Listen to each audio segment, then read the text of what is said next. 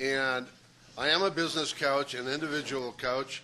That is my passion. That's my passion, is helping other people. I have got a new ministry in good auspices of Dave Adams with Ephesians Visions Ministry. We talked about it, and my ministry, one of them, is to bring to people, and not just Christians, but to everyone, the fact that a promise was made.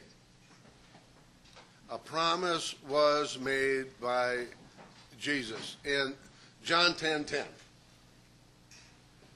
This is my guide, the Holy Bible. Now, I'm not a preacher. I'm not a theologian. So you'll have to forgive me if you interpret things different than I do. That's okay. I don't even want to get into the discussion. I'm just an ordinary guy that sees certain things, reads certain things in the Bible, and I say, well, that makes sense to me in my way. When Jesus said in John 10:10, I came not just to give you life, but to give it in more abundance. It is tragic that most of us, here's the statistics, 95% of all folks today in the United States reaching age 65 have a net worth of less than $50,000. As a nation of adults 21 and over, the net worth is $20,000 or less. Now, that's not what Jesus promised. What are we doing or not doing that he said we could do and we should do? Okay? Very simple. And then again, apparently not so simple, because I missed it most of my life. I have probably been in my 72 years every place you've been or are going to be, because a lot of you are a whole lot younger than I am. Even Tom's younger than I am. I have been, and we're talking financially, this is a business group. Financially, I have been on my hands and knees.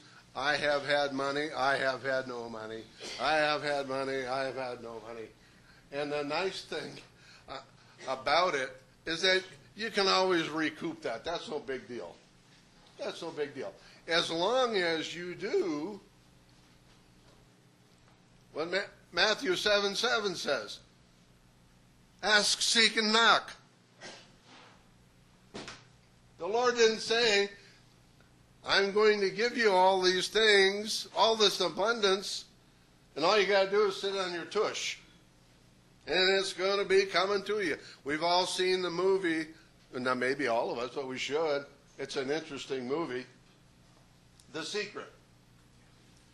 The law of attraction. And some people are mistaken because they think all I got to do is sit at home in my comfortable chair in front of the TV and think about all this stuff, and it'll just be attracted. I want a BMW. I want to double my business income. I want a better relationship with my spouse. And I just got to sit there and attract it. No, that's not what it says here. It says, ask, seek, and knock. God is proactive. He wants us to be proactive. That's the only way it happens. Let me give you an example of how we goof up. Now, come on in. How many of you have heard the word goals? Probably worked on goals. They kind of go along, I know mine always have, kind of like a New Year's resolution. Did you know that 80% of the people in the United States had a New Year's resolution this year? And by January 17th, they had failed? Most of us, I'm not saying you, me, have taken goals pretty much like the resolutions.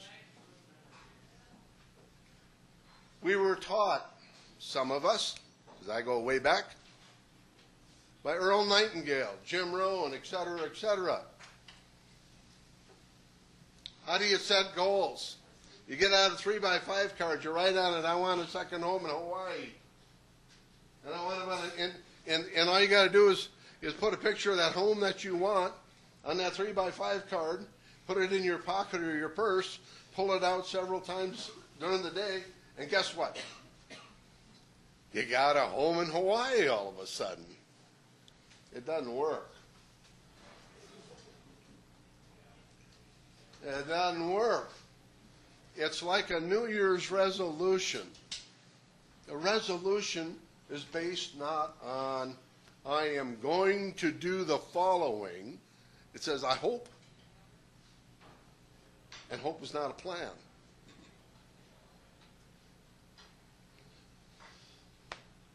We are and we have, and our life is what we've attracted. We have attracted everything good in our life and everything not so good in our life. That's a fact. Jack, you attracted it. And until we stop attracting what we don't want, there's one thing that I have a problem, more than one. It's obvious.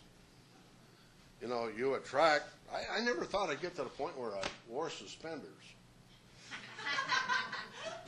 You know, and in fact, a little funny story. At least it was fun. It wasn't funny. I was giving a speech for Toastmasters. It was a competitive thing, and I had a real bad cold last week. I could hardly talk. I had laryngitis, and I was in the nanny room because they didn't want me around them, spread germs. So I got this little styrofoam cup, it's about a 6-ouncer, filled with water. I'm holding it in my right hand because I'm right-handed. And it was full. And my right suspender snapped, and I went like this. And I had water all over me. That was a long time ago. That was what they called the Oak Court. What do we do? I'm talking about real quick. This goals. That's a 2-hour session for me. But you're just going to. I got a point I want to make here. We set goals, right? We may set them maybe the first of the year, the middle of the year, every quarter, every day, whatever. We set goals, hoping it leads to abundance.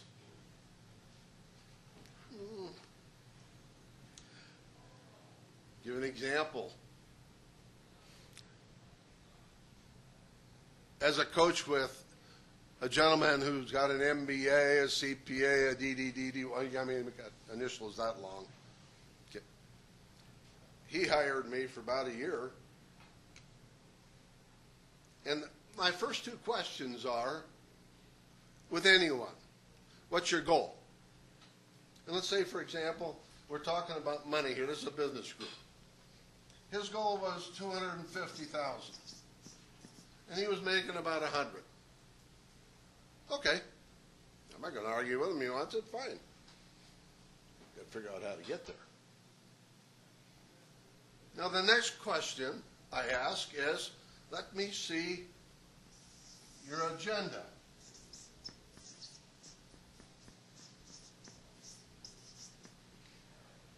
For today, I said you got one, right? A lot of people say, well, you mean Outlook? What have I got for a schedule there on Outlook? Is that? I said, no, let me see your written down agenda. What do you intend to do today, and have you been intended to do? And he brought out a little book, and he said, yeah, I've got it. I mean, this is a master's degree. Doesn't make any difference what your degree is. The basics we overlook. I got a degree too. It's not a master's, but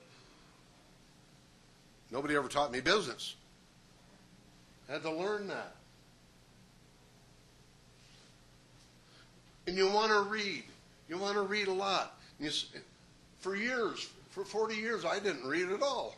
I mean, I was an officer in the Marine Corps and went to college. What else do I need to know? Huh? I start a business. Why not? Did I have a mentor, a coach, a consultant? Huh. I was brought up by a Depression father who said, if you need a helping hand, look at the end of your arm. You felt guilty asking anybody a question. If you needed help, I don't care what it was, with a wheelbarrow. Say, this is too heavy for me. I'll figure out how to do it myself. I'll re-weight it or whatever. But anyway, the agenda, I said, let me look at your agenda. We flipped it open for today, and the agenda for today, he did, at least he did have a good thing on that agenda. He said, talk to Bob Schuster, interview Bob Schuster, and pay my homeowner's dues. Well, he had one good decision. Maybe two, pay the homeowner's dues also.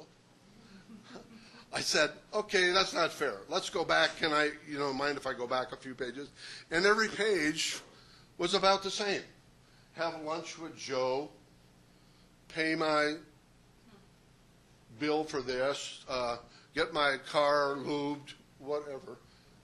And I looked at it and I said, okay, you want to make $250,000 a year. Where on your agenda do you have something leading to that?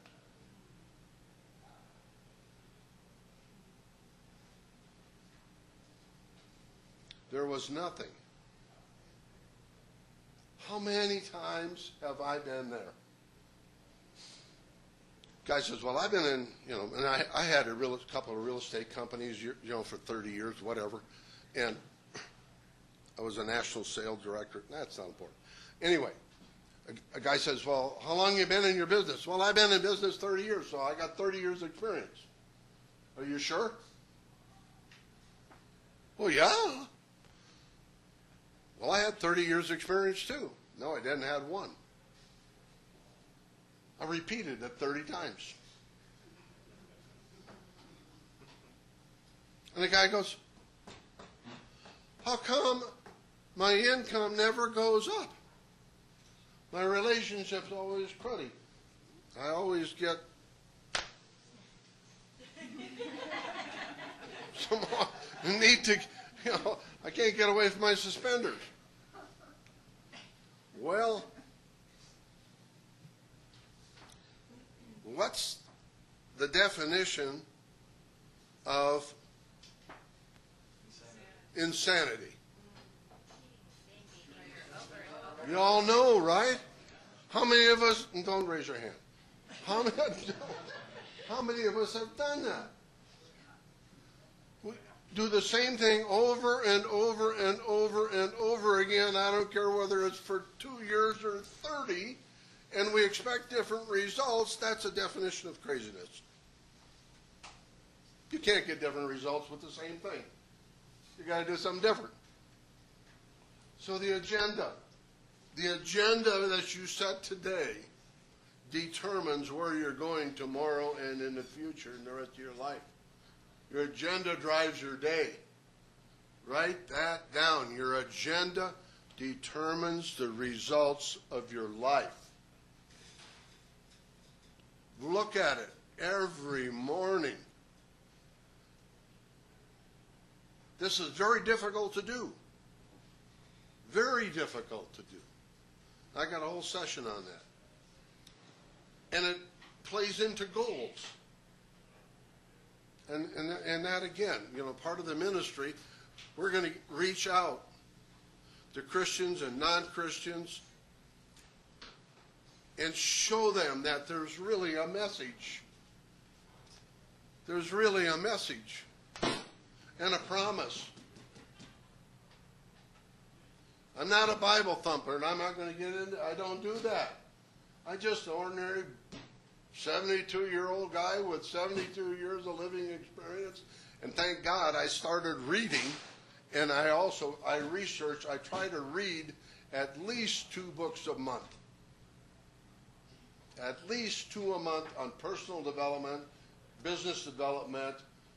You cannot survive and thrive without adding additional information, and I finally figured that out. For 40 years, I could name 1 book that I read. Boy, I thought I was a big, thick one. The Hunt for Red October.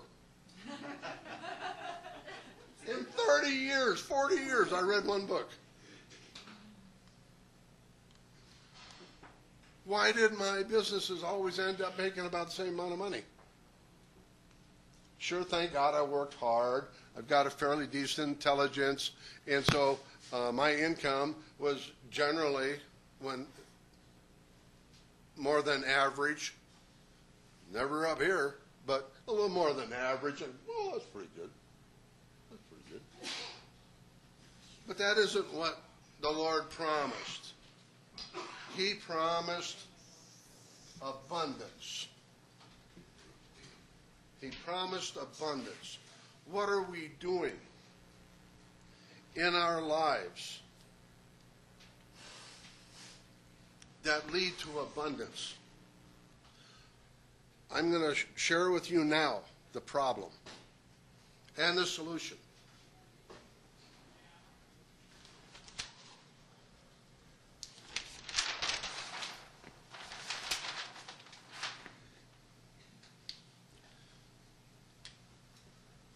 I'm not an artist,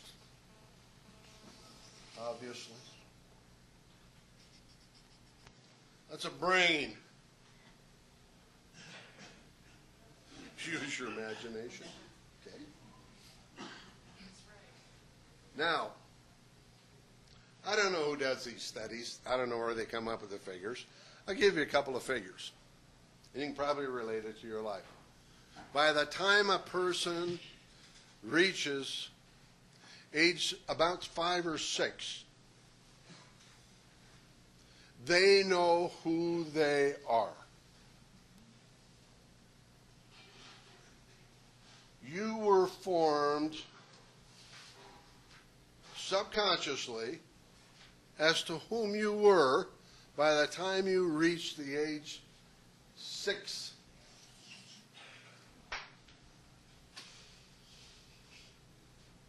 Based on what your parents, your siblings, your environment, your teachers, your pastors, your priests, your next door neighbors, the news. Thank God I didn't have news.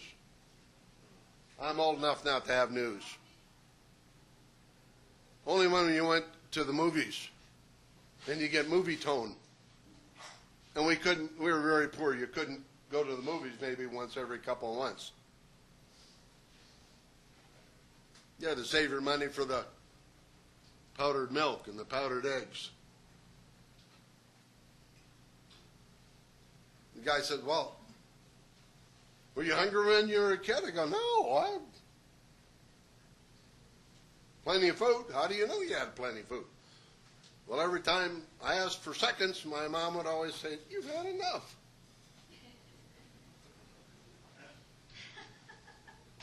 Okay. So by the time you're 6, you know who you are. By the time you're 18, you have heard no, I don't know who does the figures, 180,000 times.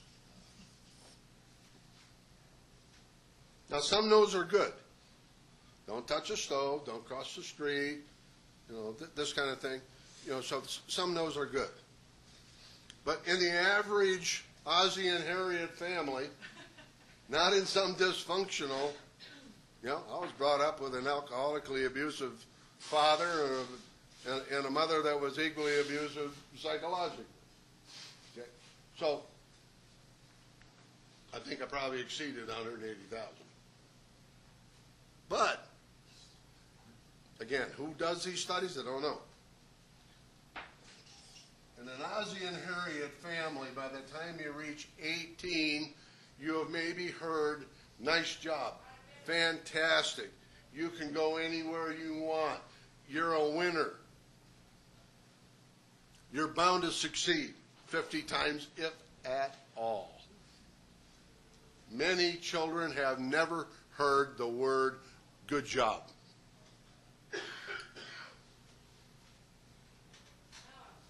In my family, there's lots of high fives.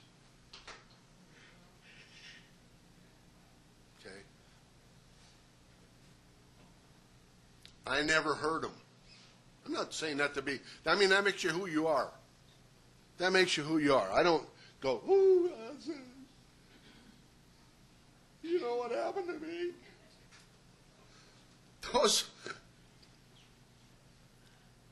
Those are challenges. Those are, you say, well, it's either a stumbling block or it's a stepping stone. Every time you have to face a challenge, it creates calluses.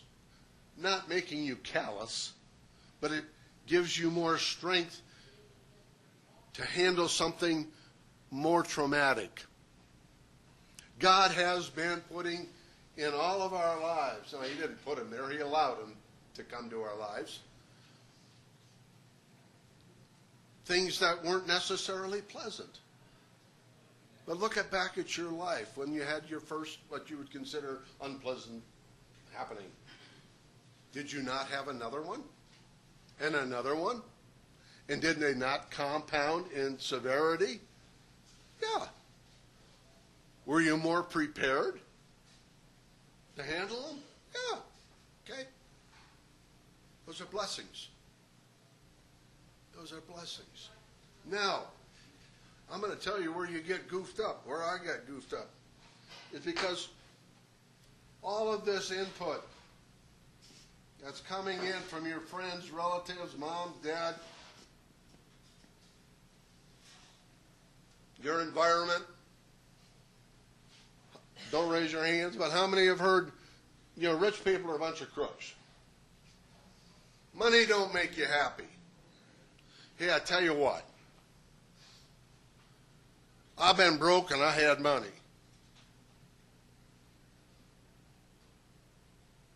And if I'm going to be unhappy, I'd rather do it with money.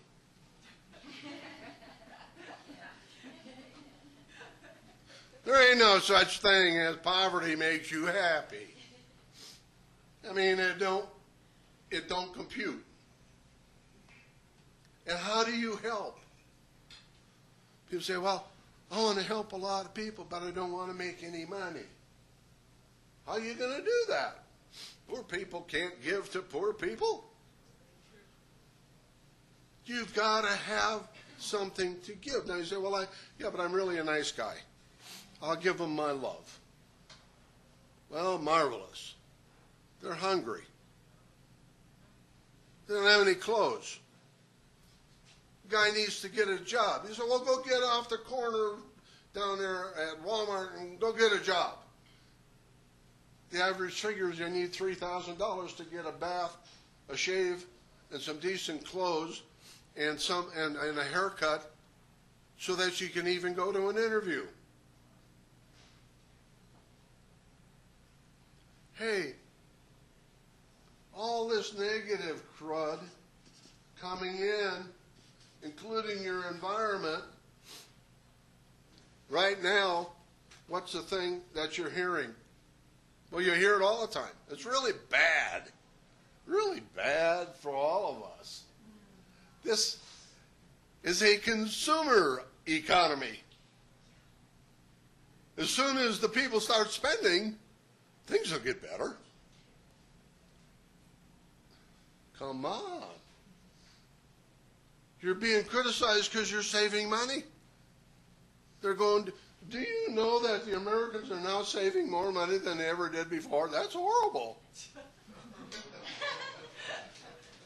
We got to get them to stop saving their money and start spending it.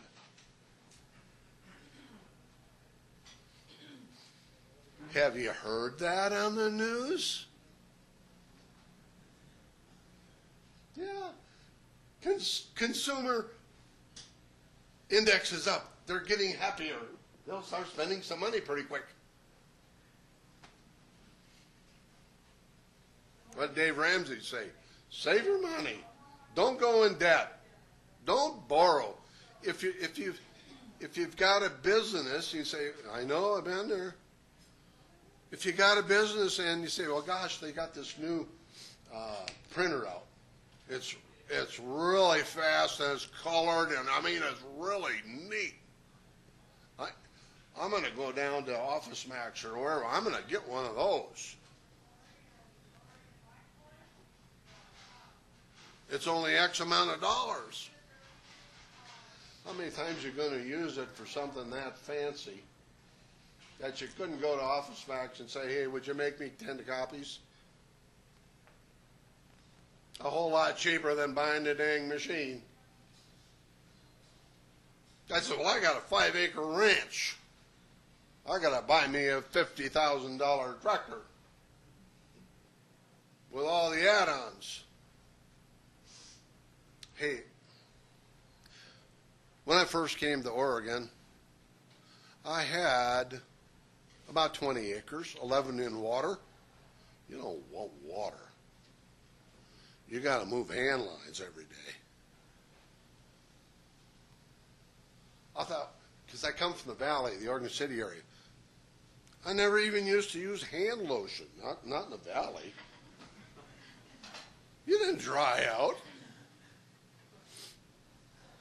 Over here I got to use hand, my wife keeps saying, put some hand lotion on. I go, why? 12, 13 years I've been here. It's dry. I thought, well, shoot, I'll raise hay on this. I got 11 acres. I'm going to raise some hay. You know what? You can buy it. Well, we just bought 2 ton because we still have horses. It was $135 a ton. I figured it out a few years ago when now I'm out in the desert, thank God. No water. It only cost me $400 a ton to grow my own.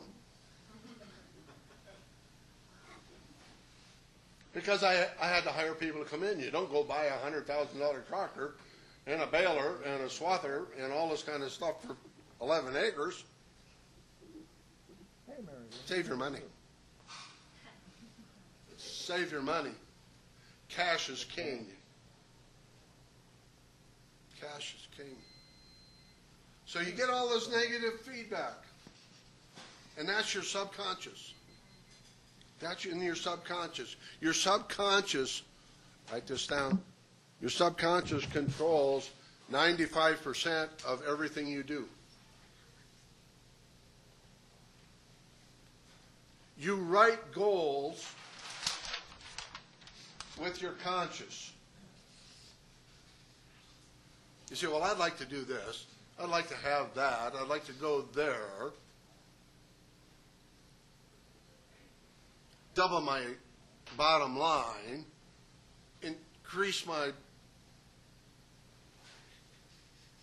emotional security within my family, financial or whatever. Those are all conscious decisions. But you know what happens? On the way to abundance,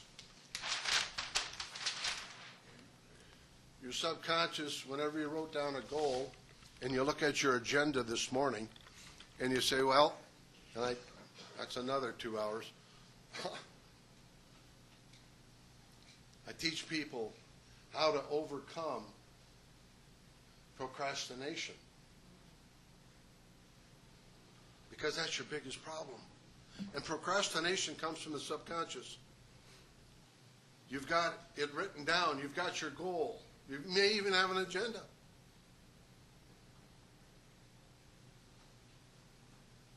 But you look at your goal. I'm going to make $250,000 this year. And you wrote something down I'm on your agenda for the day, which means I'm going to go buy a good book at Barnes & Noble about how to build a business or hire a coach, or I'm going to Stop procrastinating. I'm going to call Joe because he'd be a big account, or Mary. I mean, she's really into business and knows something about business. I'm going to go talk to her. Those are conscious things that you wrote down. And your conscious only controls about 5%.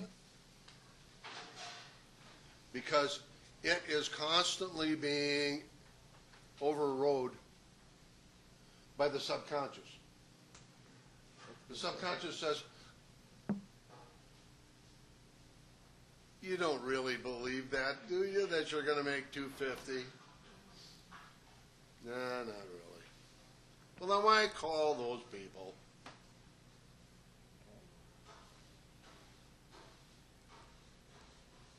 I was going to make 5 phone calls today. Why? Well, because I was going to make $250,000. I got to do that to make $250. Yeah, I think I'll make 2.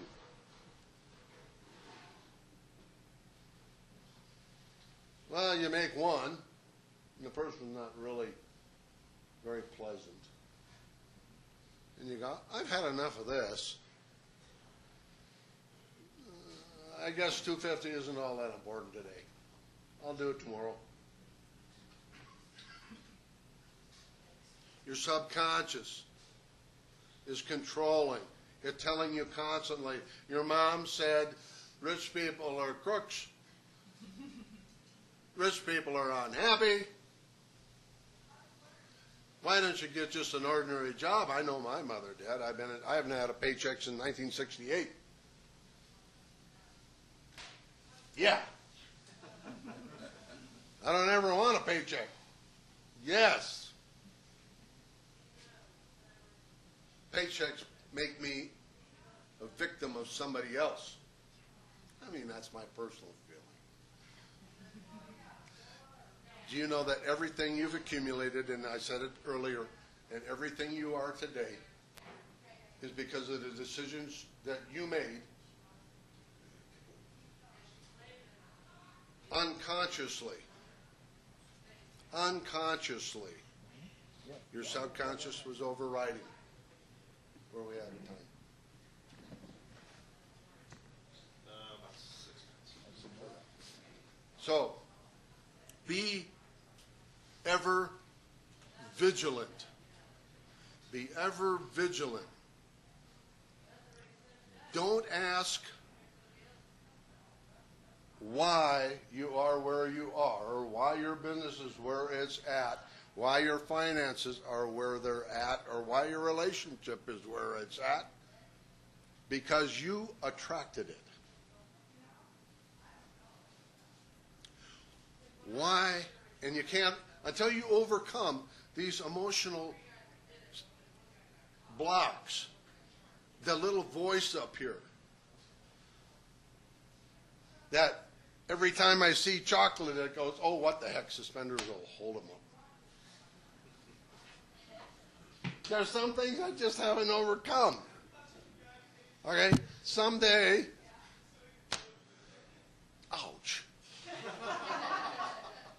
Someday, I won't be needing suspenders, but I got to stop attracting chocolate.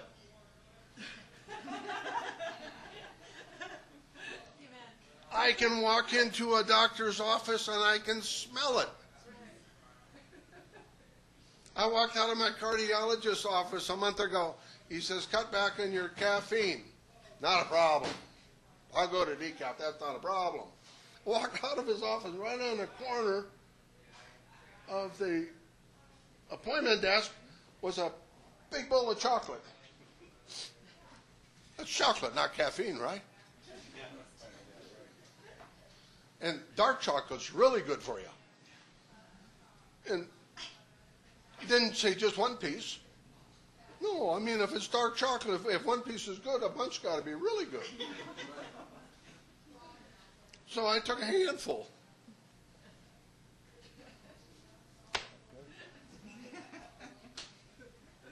Headed to the store and got some decaf. Bought a candy bar on the way out. Hey, it's your subconscious that's overriding it until you get your subconscious and your conscious congruent. Congruent. And you take, this is critical, think about it today, you've got to take 100% control.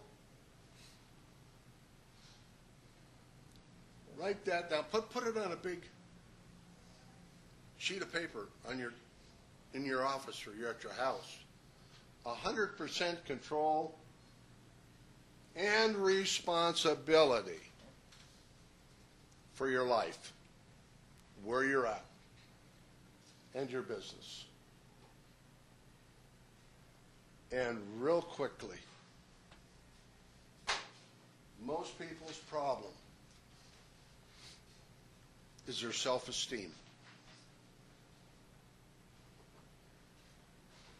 What you really think of yourself. And I developed this little form. You're really a whole lot better. You've really succeeded a whole lot more. You've really done a whole lot more. You've been a whole lot better than you think you are. Not to this extent. And I'm going to ask you 2 questions. Not to this extent. If I said, don't stand up, don't raise your hand.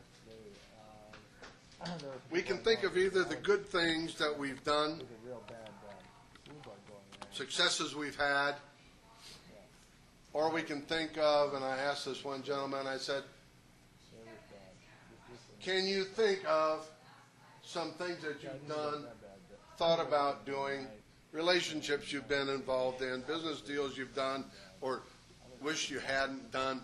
You know, some of the bad things that, you know, you're glad that the light of day doesn't shine on. Somebody didn't write a book about these goofs.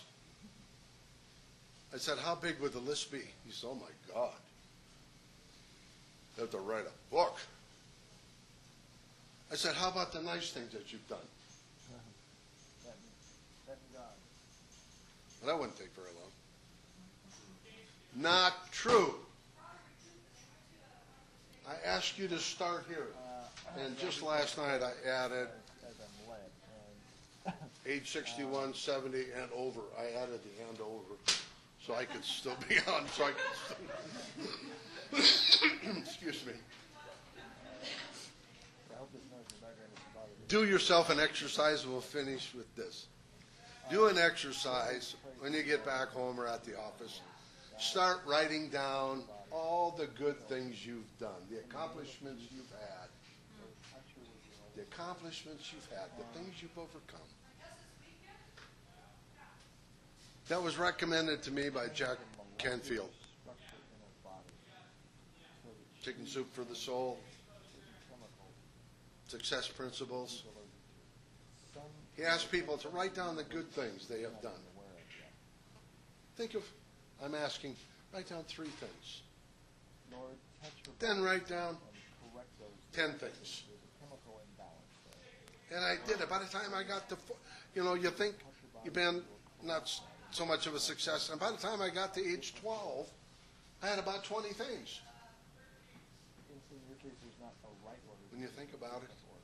Because everyone's different. And the chemical, I'm not a You doctor. learned how to tie your shoes. Um, That was a success. Lord, touch her and change.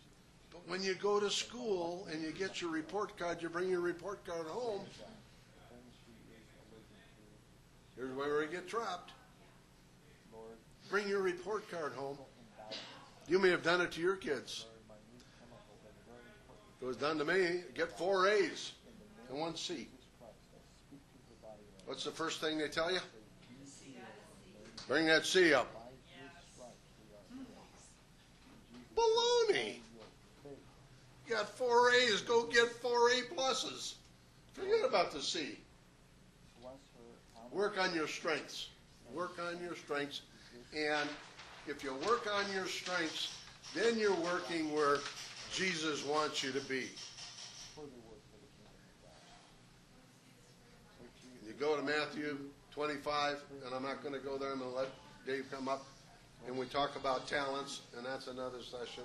Dave and I, one quick plug. I want to thank you so much for your attention, for inviting me here this morning, to Dave, the president of COCBA, and I'm Wayne, that's Dave over here. And I want to thank Dave of Ephesians Visions Ministry for his encouragement, his prayers, and his technical assistance. I mean, you'll be hearing a whole lot more about EV, and if you want to find Ephesians Ministry, go to evm1.info. If you want to be getting all of this information way ahead of everybody else, leave us another card, and we'll see that you get on our premier list, and we'll see that you get the advanced webinars and all this kind of stuff. Happy to. And Wayne, thanks so much. I really Thank you very appreciate it. much. God bless.